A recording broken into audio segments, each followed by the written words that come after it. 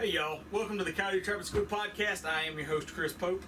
Today's episode, I was just looking back through the previous episodes, and just after this episode gets published, we're right at a year of the podcast going on.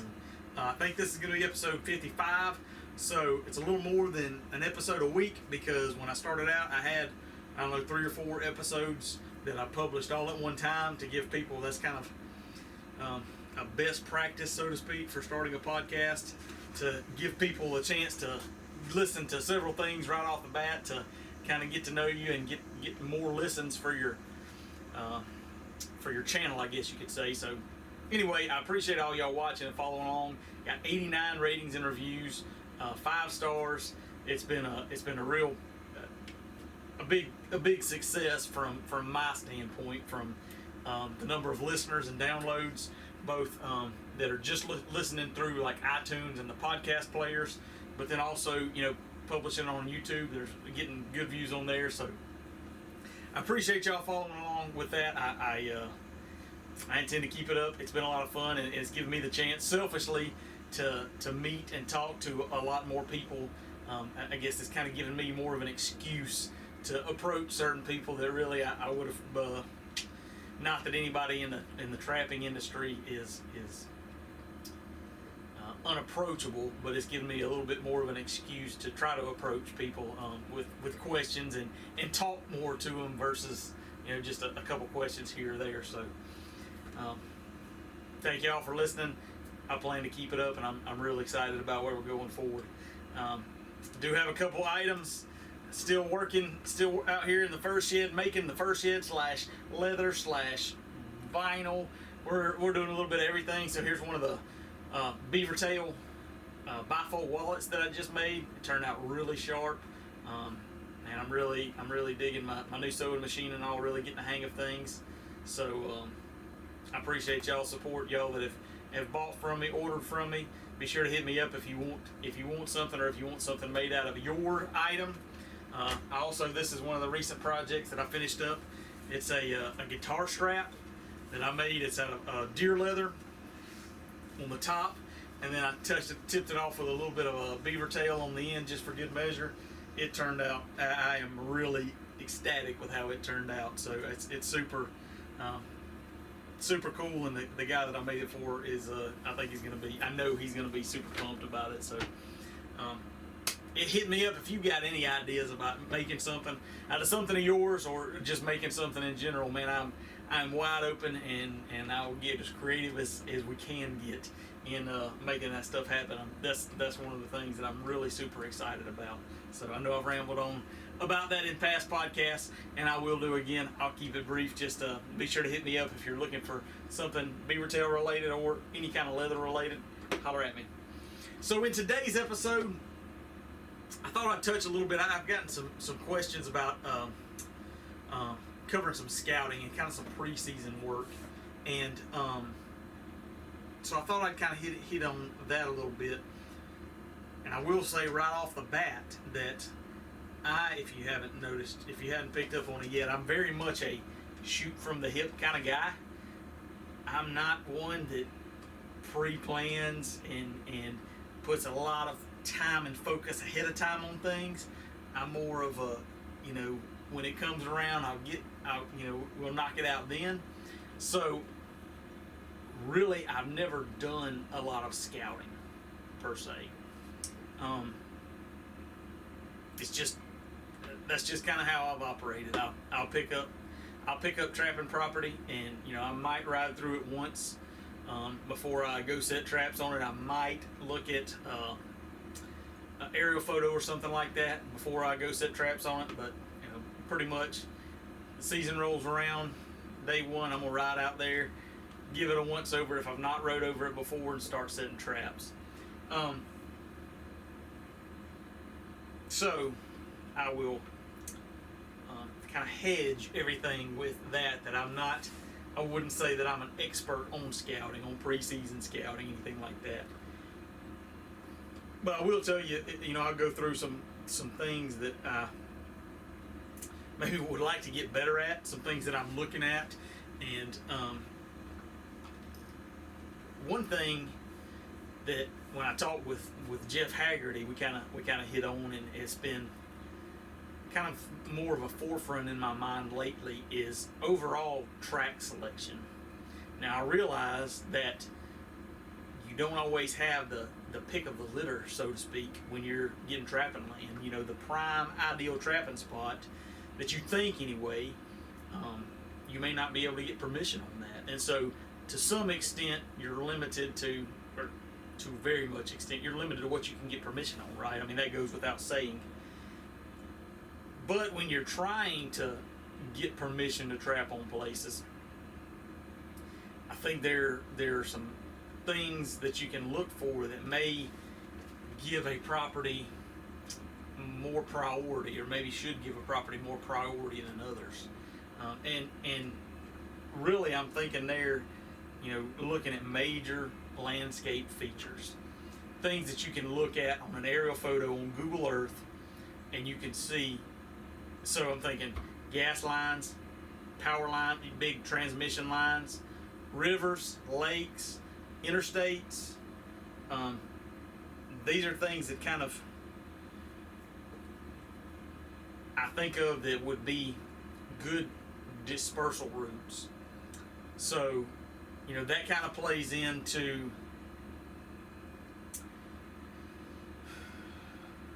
I'm trying to think. Yeah, that kind of plays into the difference between any kind of summertime, spring and summer coyote observations versus fall and winter coyote observations. Maybe more winter. But you know, spring and summer, when you're looking at sign, you know, if you see coyotes, if you've got trail cameras running, whatever,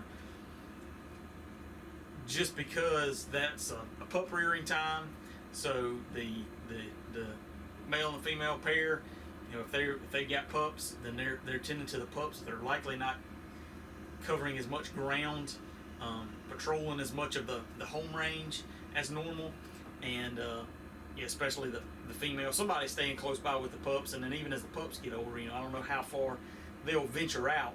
So if you're seeing a lot of activity, especially pup activity, spring, you know, late spring, early summer, by the time you roll around to wintertime, you're knocking up against breeding season.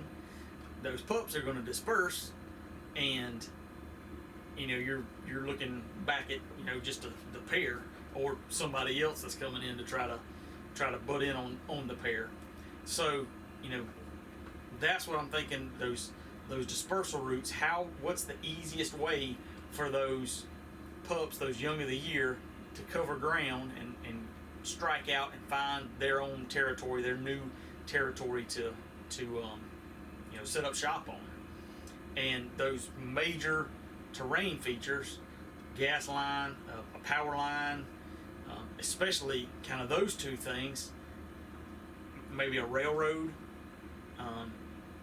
it's easy for them to cover a lot of ground because it's you know, I mean, probably been recently mowed, wide open. The wintertime stuff started dying down, so they can get on there and really cover some ground and get places.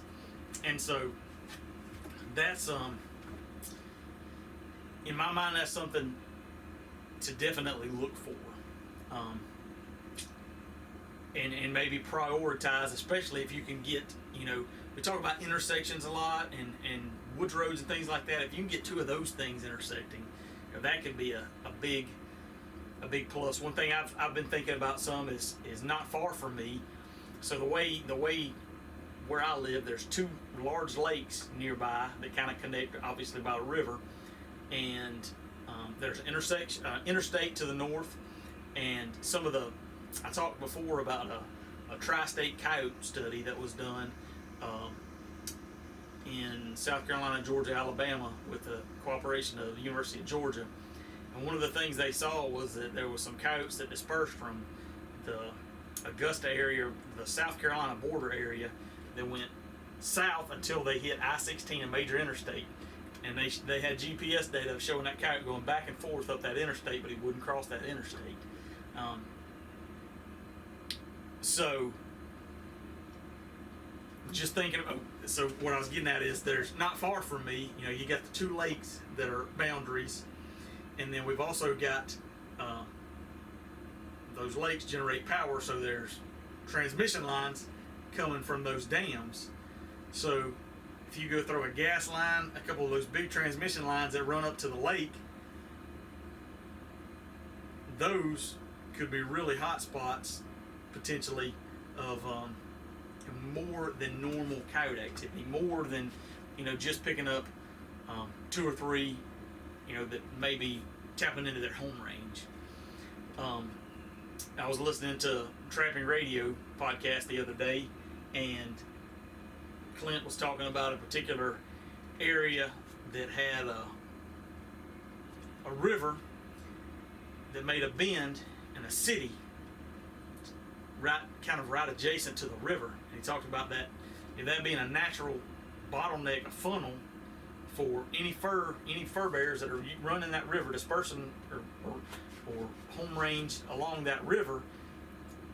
Of course, we all know about urban coyotes, but odds are any coyotes going through there, traveling through there, or foxes, whatever's traveling those routes, they're going to go between the river and the city. They're probably not going to go too much in the city. So, looking for.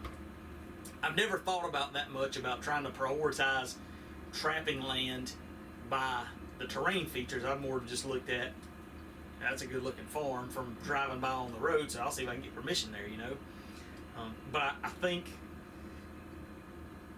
if you're kind of more fur trapping or market trapping, you're trapping in the wintertime versus, trapping on your own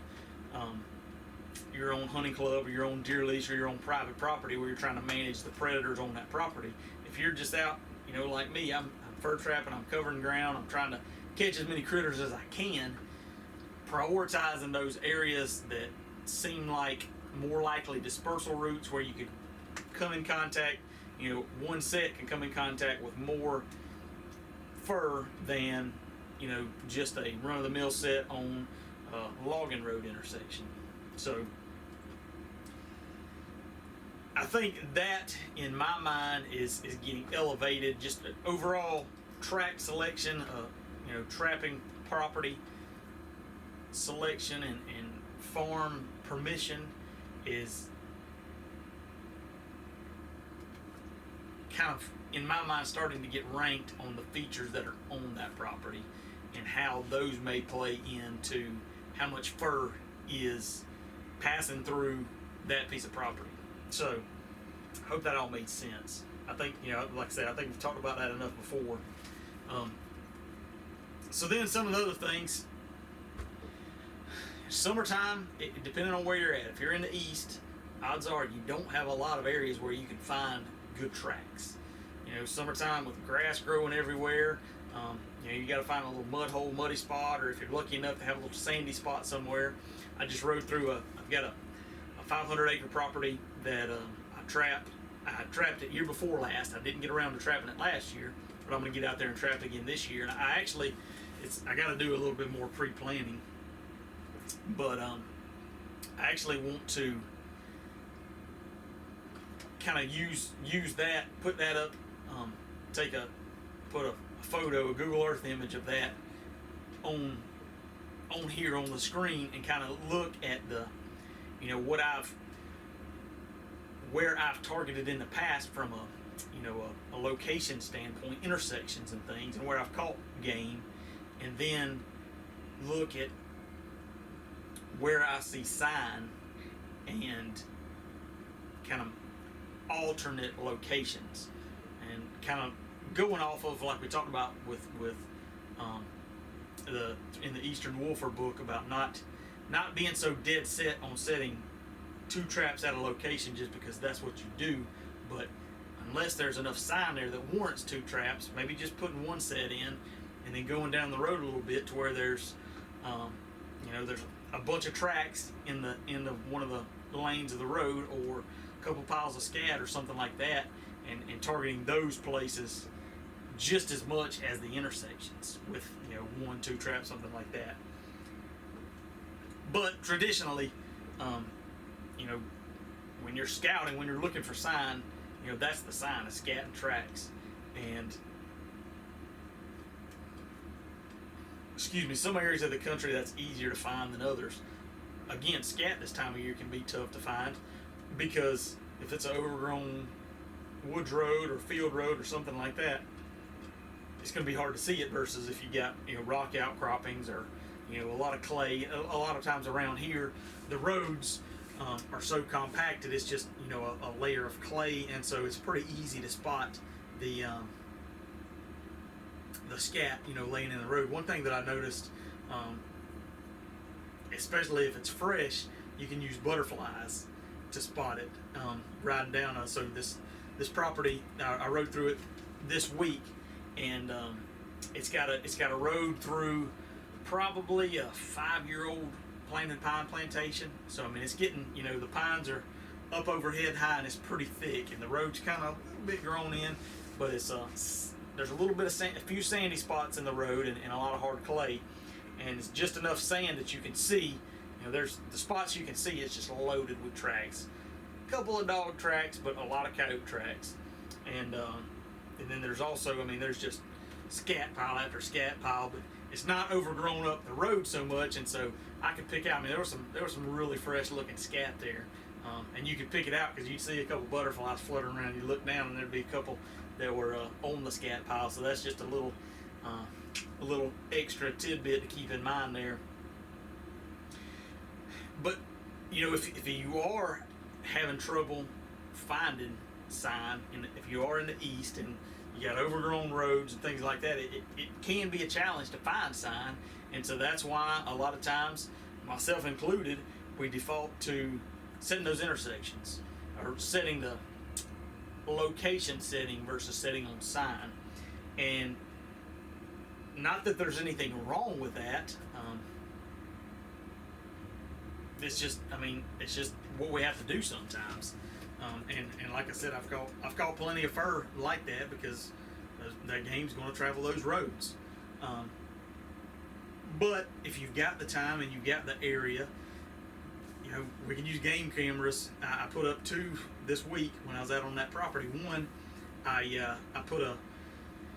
dug a dirt hole and I've got plenty of beaver tails from skinning my beaver tails lately, and so I just threw a skinned beaver tail down the hole, put a little grass wad on it, and I didn't set it at an intersection. I set it in a spot right off the road because the road had a bunch of rocks in it. It was still hard right off the road, but there was just a pile of tracks right there in that road.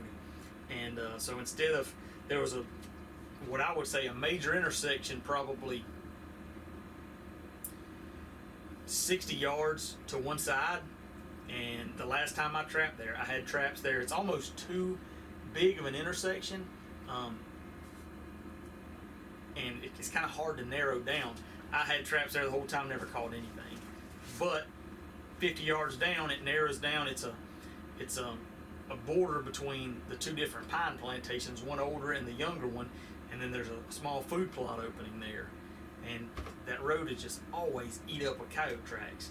And so actually probably 100 yards down that food plot, there's a brush pile from when they logged it that's rotted down, and that's the intersection of the full younger planted pine stand. I don't know if you're following along here, but I did catch, that was the first coyote I caught on that property, was right there at that. It was not really a road intersection, but it's the road coming through the 2 different kind of timber type intersections there. And there again, I set one trap. I was struggling to come up with another trap to set. So I wound up setting one that was in a little bit of a depression. I wound up being floating most of the time because of the rain we got. So I could have used that other trap at another location, maybe 50 yards down the road, but and maybe been more productive than trying to force it where it was. But so getting back to, we can use trail cameras if you've got the time, if you've got the availability, set them up on some of those intersections and just watch it, see what's going through, see what's going on. That's what I did. I actually set the one trail camera up on like I said, a dirt hole with some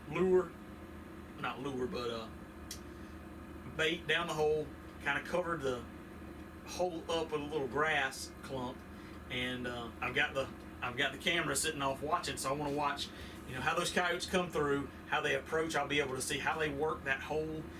If they come from the front, if they circle around, what they do. So I like to run video mode on my, I'm running my trail cameras, looking at coyotes and animals and how they're approaching. So I'm really excited to see what that. So I also, there was a little strip of grass going down the center line of the 2-track. So I took me some urine and squirted on the end of that little clump of grass, just to see, there again, to see how they're coming in, see how they're reacting. And another thing that I'm excited about, I want to try to leave those cameras up there long enough to try to get an inventory, try to get an idea of how many different coyotes are coming through that property. So it's 500 acres. I've got the 2 cameras. That location is a pretty major, that's kind of a main artery road going through that property, and I think that it's going to be used pretty heavily. And so trying to get an idea, is it just one family group that's coming through there that's using it a lot, or is it is it just kind of transient coyotes steadily passing through?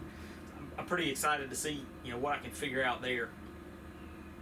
The other location where I set the camera was actually it's a deer trail, kind of a heavier used deer trail that I've noticed a couple times when I've actually been down hunting, and I never really gave it much thought or paid it much attention from a trapping standpoint. But now I'm thinking back more about that. It's in a little bit older pine plantation, so the road is not real grown up, but it's got pine straw and stuff in the road, so it's tough to see any sign in the road, but you could tell that trail is getting used. And so I set up a camera there to see, is stuff coming, are coyotes just passing through running the road, or are they using that trail? Because it's not, in my mind anyway, in my way of thinking, I've got those older pines that are, there's not any underbrush underneath them. You can squat down and you can see until there's a hill or a dip or something, you can see as far as there is. So I don't see that as very good hunting ground.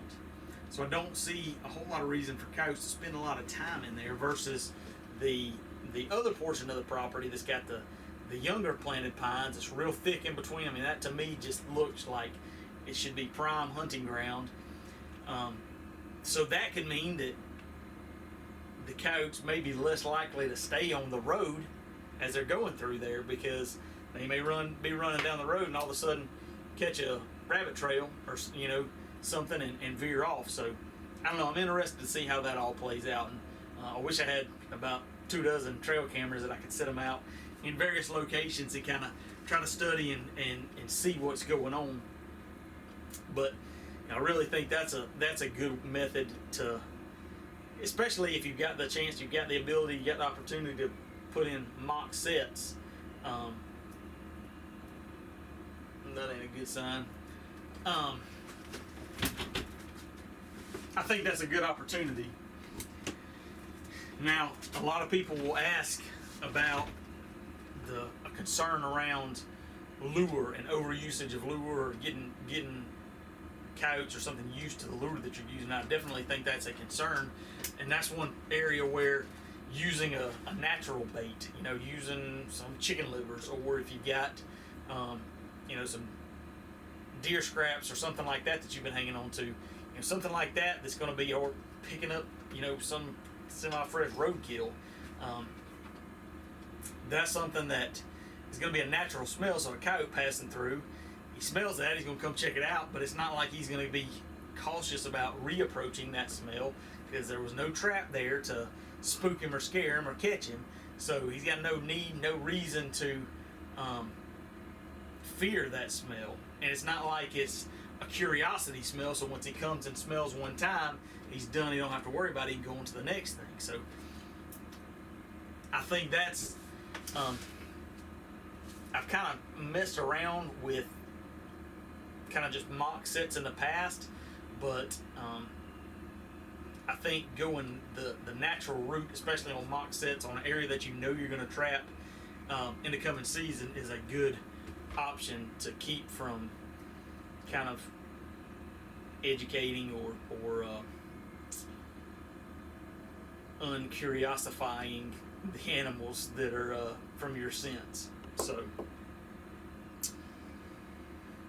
and another thing that I was looking at, I found those couple spots on that road that are just loaded with tracks, and I've kind of gotten really intrigued lately by blind sets.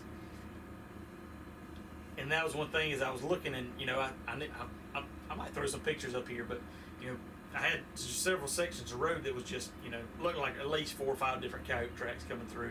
Just one little section. I got thinking, why on earth would I set a trap?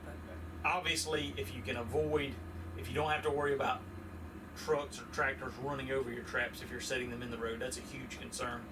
But if you don't have to worry about that, why the heck should I try to pull that coyote 5 or 6 feet or more off of his travel path to the edge of the road where my bait and lure are?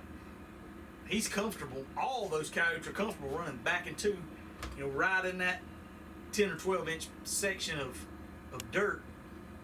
Man, put the trap there. Put 2 traps there.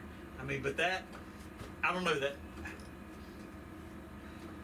I've never heard a lot about blind sets. I've read about them, and I've never given them much thought, never given them much credibility. Those are kind of specific specialty sets if you've got just the right circumstances. But I think we've got better circumstances for blind sets than I've realized in the past. So that's another section. That's another area that, especially if you do have time to trap in the preseason, every time it rains, that sign's going to get washed away, and as the winter comes, trapping season comes, we get a lot more rain than we are getting right now. So kind of having those spots earmarked ahead of time, I think can be a good tactic.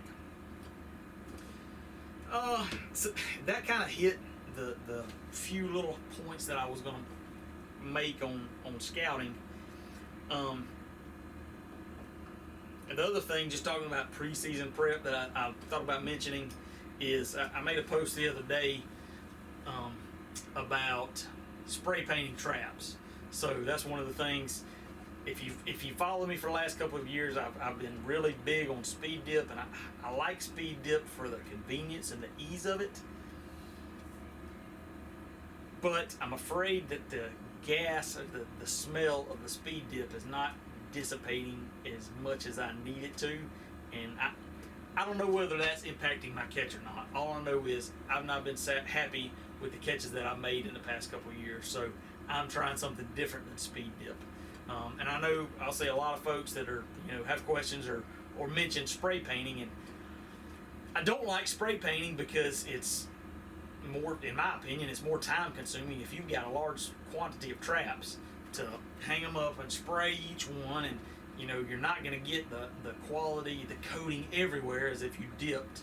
And I've seen folks talk about mixing like Rust-Oleum and acetone or something like that, and I hadn't gotten that in depth with doing that, but I did get a lot of, on that post, I got a lot of comments, and some folks thinking that was crazy, that it's going to have too much smell, and I really think that it's going to have less smell for sure than I think the smell is going to dissipate better from the spray paint than the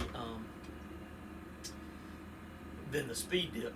And then I got some Full Metal Jacket. I may not do it on all of them, but I'm probably going to Full Metal Jacket dip some of them too, just kind of double protect, I guess you could say. So that's kind of where I'm at with that. That's something that I'm trying to, like I said, I got a lot of feedback, and there's a lot of folks that they like the dye and wax. That's just kind of a preseason ritual. You heat the pot up, you dye and all that, and I can get in with that, but I'm trying to get more ahead of the game, and I don't want to go through the hassle of waxing and really waxing each trap individually versus spray painting each trap. when you throw in dyeing and waxing, it's probably not a lot of difference. So I guess one thing that comes to mind with that is, I think we as trappers, and probably it's kind of a human tendency, a person tendency, but we tend to kind of overcomplicate things that aren't that complicated. And you know, reading some of these books by some of these guys that are year-round long line trappers, you start thinking about the maintenance and the upkeep of running, you know, 300-400 traps year-round. There's no way that those guys are re-dipping and re-dyeing those traps every time it rolls around, you know. And actually, I was listening to the Trap Shack podcast, Trap House podcast, with the Hoosier Trapper guys, in interviewing Mark Stick, and Mr. Charlie mentioned O'Gorman story. I think it was Mr. Charlie, and a student was out with O'Gorman, and O'Gorman had a couple of pretty ripe roadkills, I guess, or badgers, and a couple things that was in the back of his truck that were getting pretty ripe. I guess it was kind of summertime work, and he grabbed a bundle of traps and threw them right in the back of his truck, right on top of those kind of rotten, stinking critters. And the student asked him, "Aren't you worried about, you know, contamination?" And O'Gorman's response was something like, "I will just spray a little urine on it or something." You know, so that's somebody that's done it day in and day out, knows what it takes to catch and consistently catch. That's just kind of, that resonated with me in my mind, that, man, we tend to overdo and overthink this a lot more than we probably need to. Yeah, we gotta take our precautions and do the right things and do the right steps, because I don't want to arrogantly skip a step because I don't think I need it and it costs me down the road. But if you think about that, you think about some of the recommendations so far as trap treatment and you know, equipment upkeep and things, and then you flip that around and think about, you know, long liners, whether they're fur trapping long liners or what, you know, the guys that are state hopping and things, they're probably not getting as meticulous about a lot of things because they don't have the time to, they don't have the ability to, with as much equipment as they're running, but they're still running and catching and keeping their numbers up, so they've got something figured out. So anyway, that was just something I was thinking about. You know, everybody has got their own way and got their own preference, and there are guys that are die-hard speed dip guys, guys that are die-hard dye and wax, black walnut holes, painting, not doing anything, everything in between. So try not to, my closing comment there, I guess, would be try not to overthink it. Just get out there, set your sets, make your sets, and learn as you go. You may learn that you know, maybe you need to do a little bit more of the high-end upkeep, and you may learn that you don't feel like that's necessary. So one thing that I did think was kind of a neat idea, I've seen over the last few years, let me look up and see who it was. I've seen over the last few years people that do spray paint their traps, and they may spray paint them pink or some kind of crazy colors, and but somebody, they spray painted their traps kind of neon green, and come on, which post was that? Let's see, where's it at? They spray painted their traps kind of like I said, a neon green, and they're talking about how they use that. That way they can.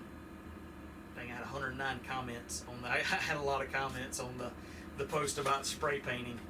All right, so let's see. So it was Jenna Miller on Facebook. Key lime kind of green.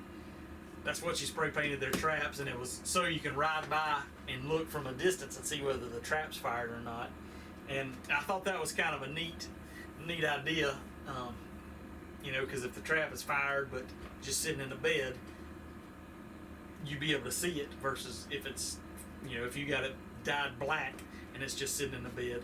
I typically kind of drive pretty close to a lot of my sets, and so I can still see, out my window versus needing to see from a distance. And a lot of folks, myself included, have got the concern of, if you get a little wind or a little rain or something like that washes a little bit of your covering away, then you've got neon green exposed that may draw attention, versus if it's black, it probably is not going to draw attention. So